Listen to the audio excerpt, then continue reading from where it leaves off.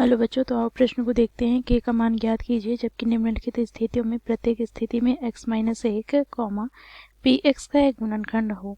तो बच्चों यहाँ पर हमें पी एक्स बराबर दे रखा है के गुनी x square minus 3x plus के।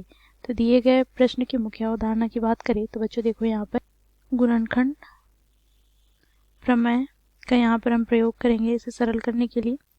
तो गुणनखंड प्रमेय से बच्चों हम जानते हैं यदि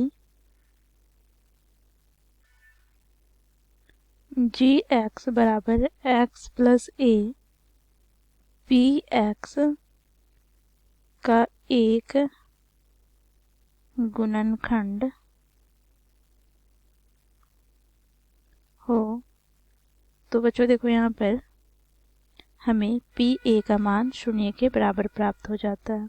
तो इस मुख्य उदाहरण की सहायता से बच्चों हम दिए गए प्रश्न को हल करेंगे।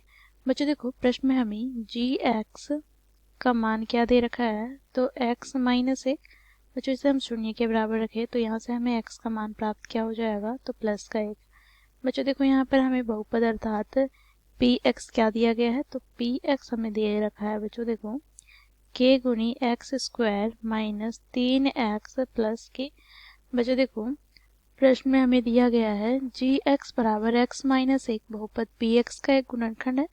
तो यहाँ से बच्चों हम क्या कह सकते हैं, तो पी एक का मान क्या हो जाएगा शून्य के बराबर। अब बच्चों देखो जिसके लिए पी एक्स क्या दिया गया है, तो पी एक्स का मान है देखो के गुनी एक्स स्क्वायर।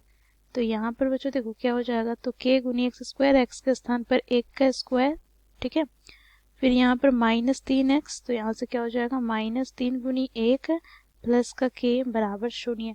तो यहाँ से हमें प्राप्त हो जाएगा देखो एक का स्क्वायर एक को गुना करेंगे के से तो हमें के प्राप्त होगा माइनस एक गुनी 3, हमें 3 प्राप्त हो जाएगा प्लस का के बराबर शून्य।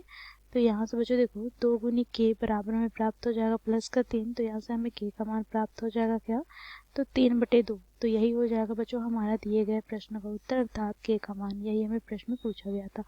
तो इस प्रकार बच्चों हम लोगों ने मुख्य उदाहरण की सहायता से दिए गए प्रश्न को हल किया। आशा करती हूँ आप लोगों को यह प्रश्न समझ में आया होगा। धन्यवाद।